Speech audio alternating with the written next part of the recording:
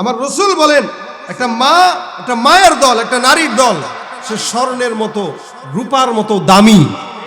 এই স্বর্ণ দামি বলে এটাকে পেঁচায় রাখা লাগে, আর লোহা এটা দামি না বলে এটার কোনো দাম নাই। কঠিন হবে জেনা তত, কি বলেন, ঠিক না? এখন মুশকিল আরেকটা, এই বিবাহিতগুলা বিবাহ করার পরে করে পরকিয়া, ঠিক না? এই জন্য হাকিম উম্মাত আশরাফ আলী থানভী রহমতুল্লাহ আলাইহি বলেন কি জানেন? উনি বলেন বিবাহিতদের চাইতে অবিবাহিতদের চাইতে বিবাহিতদের প্রতি নজর দেওয়া দরকার বেশি। কেন? বিবাহিতরা লজ্জা শরম ছাড়া হয়ে যায় বেশি, আর অবিবাহিতদের কিছুটা লজ্জা থাকার কারণে এরা গুনাহ করতে একটু চিন্তা করে, আর বিবাহিতগুলা লজ্জা শরম চলে যাওয়ার কারণে এরা গুনাহ করতে দ্বিধা করে না। এই কারণে অবিবাহিতদের চাইতে বিবাহিতদের দিকে নজর দেওয়া বেশি। বর্তমান সময়ে পরকীয়া বাড়তেছে না কমতেছে? অনেক বাড়তেছে। ঘরের বিবির সঙ্গে ভালো ব্যবহার করে না, কিন্তু আরেক ম্যাডামের সঙ্গে দেখলে, ম্যাডাম আমি আপনাকে অনেক ভালো মহব্বত করি আর কি, আছে না? আর যদি মহিলা হয়, দেখবেন মার্কেটে গেলে শাড়িটা কিনতে গেলেই হইল, দোকানদারওয়ালাও তো এই চান্সেই থাকে, আরে ভাবি আপনি আসছেন, হ্যাঁ কত শাড়ি এটা ভাইয়া? শাড়ি এটা 12,000, কিন্তু আপনার জন্য ভাবি 5,000 টাকা।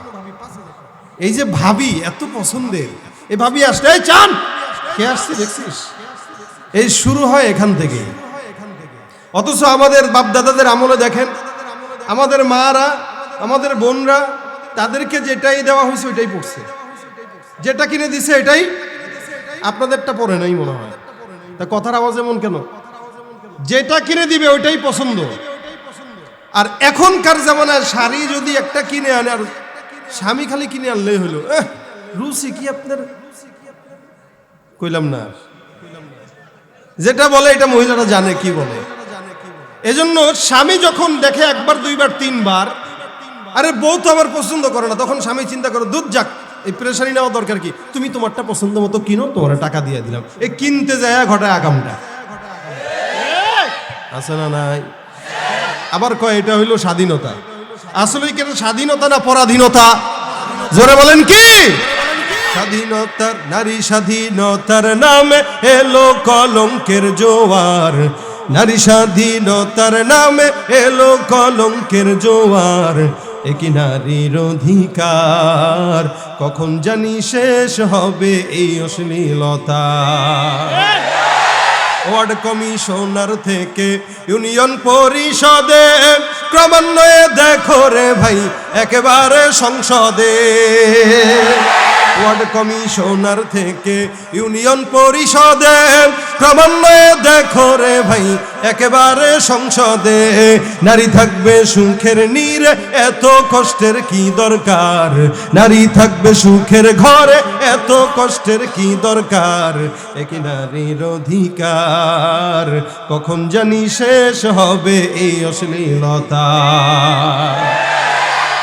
আমাদের মা বোনরা ভালো থাকুক, এটা আমরা চাই না, কিন্তু তারা যদি না চায় আমাদের কিছু করার নাই। তারা চায় না বলেই তো ব্লাউজ ছাড়া শাড়ি পরে সামনে আসে আর আন্দোলন করে, আমার দাদি পড়ে নেই আমি পড়বো কেন? তোমার দাদির বয়স কত, তোমার বয়স কত?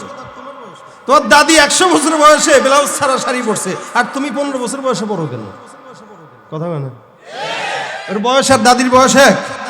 দাদি যে এই বয়সে পড়ছে, ওই বয়সে তো তার জন্য পর্দার বিধানই নষ্ট হয়ে গেছে, আর তোর জন্য পর্দার বিধান ওয়াজিব। তুমি কেন ওইটা পড়তে যাও? দাদিরাও তো নামাজ কালাম পড়ছে, তো তুমি কেন পড়ো না? দাদিরা তো পর্দা যদি বলে এটা, দাদিরা কি এলাকায় এলাকায় ঘুরে বেড়াইছিনি?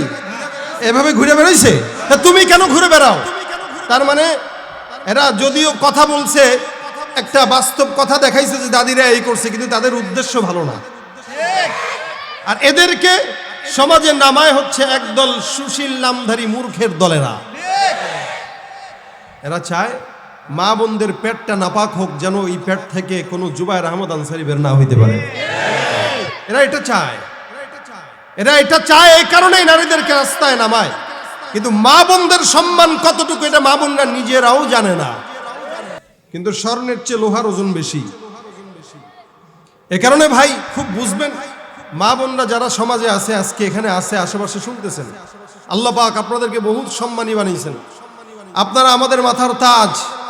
এই যত দুনিয়ার জমিনের নবী রাসূল ওলি বুজুর্গ এসেছে সব আপনাদের মতো মায়েদের পেট থেকে এসেছে, আর যত কুলাঙ্গারেরা এসেছে সবাই আপনাদের পেট থেকে এসেছে। এখন আপনি আপনার পেটটাকে পবিত্র বানাবেন না নাপাক বানাবেন সেটা চিন্তা আপনার ব্যক্তিগত। এখন আপনি যদি উলঙ্গপনা থাকতে চান, আমাদের তো কিছু করার নাই, তবে আমরা বলতে পারি সাবধানে থাকিও নারী, বহু আগের না, সাবধানে থাকিও নারী পর্দার আড়ালে, পারেননি আপনারা? সাবধানে থাকিও নারী, সাবধানে থাকিও নারীর গজল তো গেলেন, সাবধানে থাকিও পুরুষ পর্দার আড়ালে। এটা যদি বলি মিথ্যা হবে? আরে কথা কয় না। আল্লাহ পাক নারীদেরকে খালি পর্দা করতে বলছেন, পুরুষদেরকে বলে নাই। আস্তে কোন কে কুল্লিল মুমিনিনা ইয়াগুদ্দু মিন আবসারিহিম। আল্লাহ পাক বলেন যে পুরুষ তোমরা যারা আছো তোমরাও তোমাদের দৃষ্টিকে নিচে নামায় রাখো, তার মানে পর্দা করো, ঠিক না? তার মানে কি করো? সাবধানে থাকিও পুরুষ পর্দার আড়ালে, সাবধানে থাকিও নারী পর্দার আড়ালে। হাদিসে হারাম লেখে অন্য দেখিলে, হাদিসে হারাম লেখে অন্য দেখিলে, সাবধানে থাকিও নারী পর্দার আড়ালে। শোনো নারী হাদিসের বাণী, তোমরা যাইও না পর্দা ছাড়ি, সুপারিশ করবেন না নবী দায়ুস হইলে, সুপারিশ করবেন না নবী দায়ুস হইলে, সাবধানে থাকিও নারী পর্দার আড়ালে। বর্তমানের নারী গণে বোরকা রেখে ঘরের কোণে, ভালো লাগে না তাদের মার্কেট না করলে, ভালো লাগে না তাদের মার্কেট না করলে, সাবধানে থাকিও নারী পর্দার আড়ালে, সাবধানে থাকিও নারী পর্দার আড়ালে। ঠিক কিনা? পর্দা আল্লাহ পাক আমাদেরকেও করার তৌফিক দেখ, তাদেরকেও তৌফিক দেখ, উভয়েরই দরকার আছে। কি বলেন? খালি বললেন বোরকা পরো বোরকা পরো, আর আপনি যদি মন মানসিকতা নোংরা রাখেন বোরকা পরলেও লাভ নাই।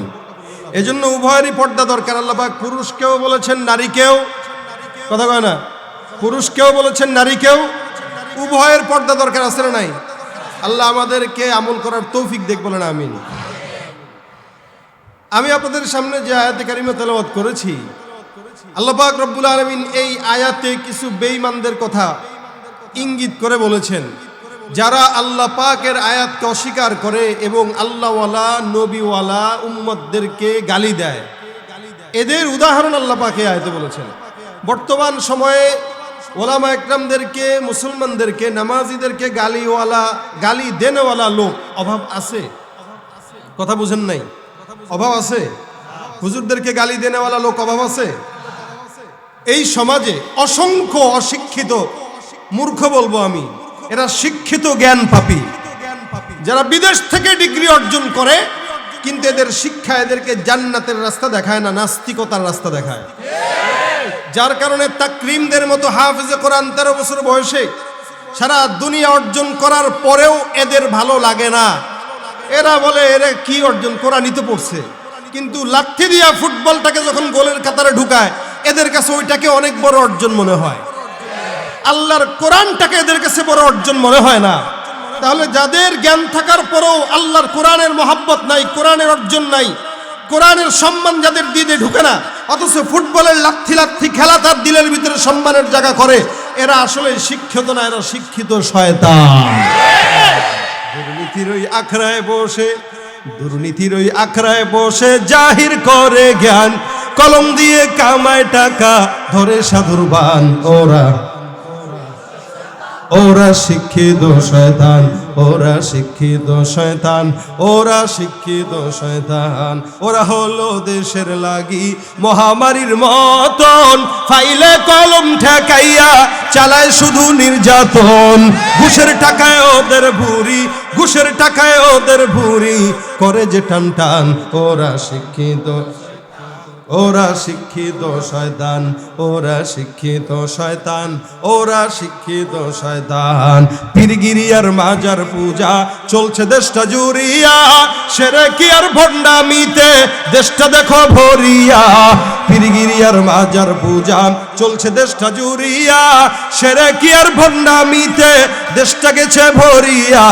গাজার কলকিটান মারিয়া, গাজার কলকিটান মারিয়া দেখায় খাজার শান।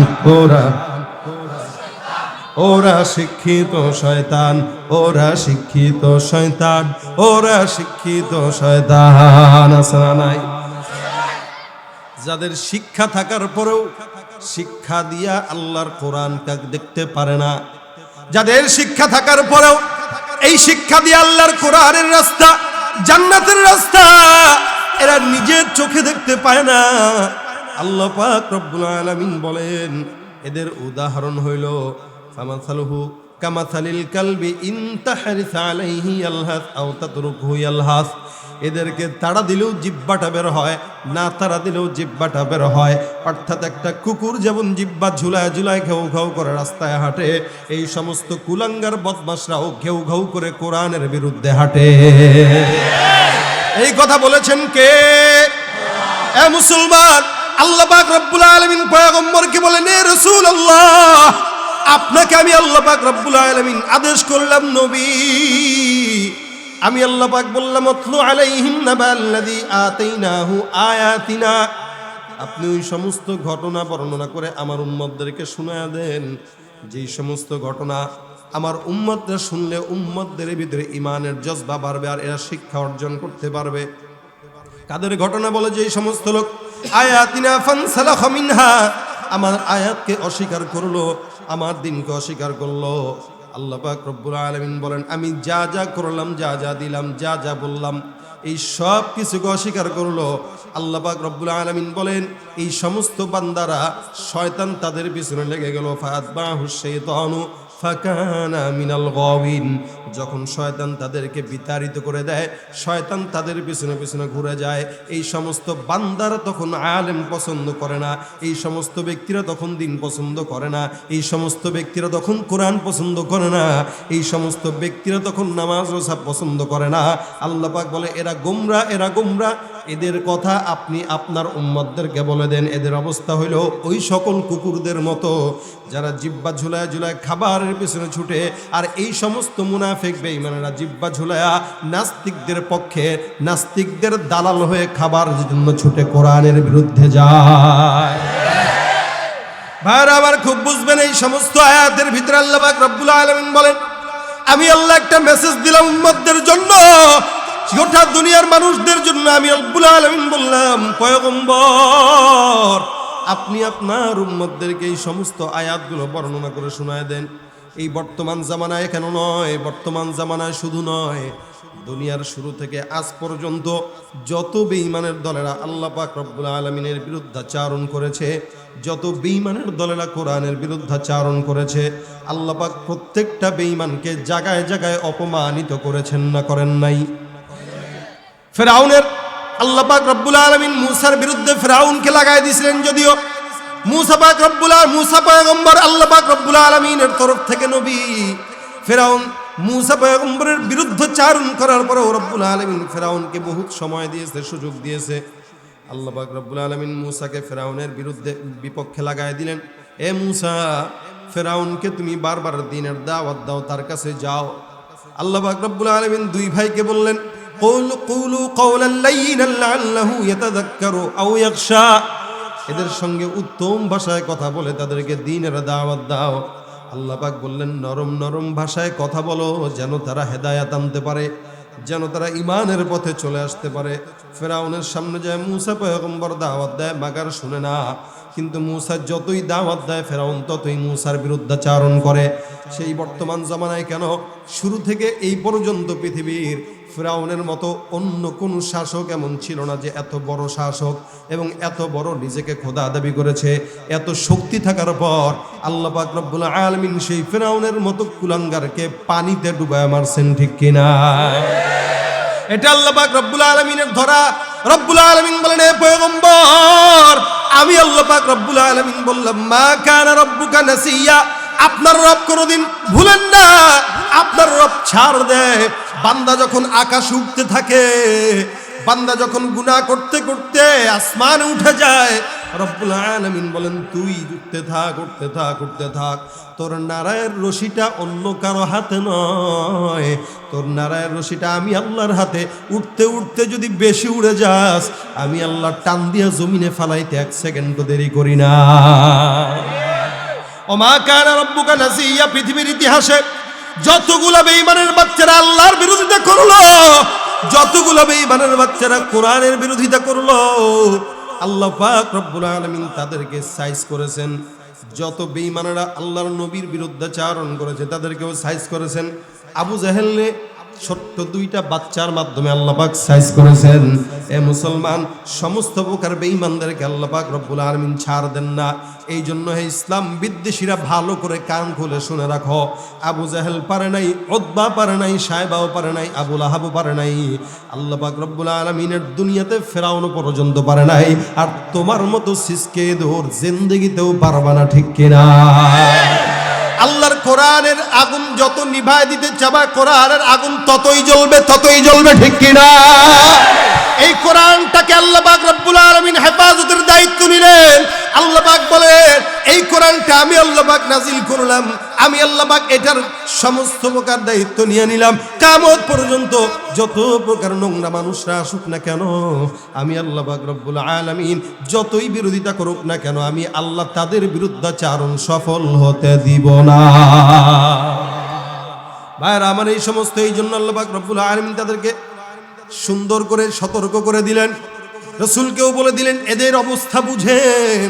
পয়গম্বরকে আল্লাহ পাক রব্বুল আলামিন বললেন, নবী আমি আল্লাহ পাক রব্বুল আলামিন বললাম এদের অবস্থা ওই সমস্ত কুকুরের মতো যারা হাঁপায় যায়, খাবারের পিছনে ছুটে।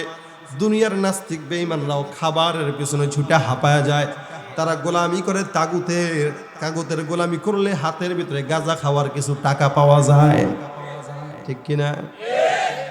তাগুতের গোলামি করলে একটু মদ খাওয়ার টাকা মিলে যায়।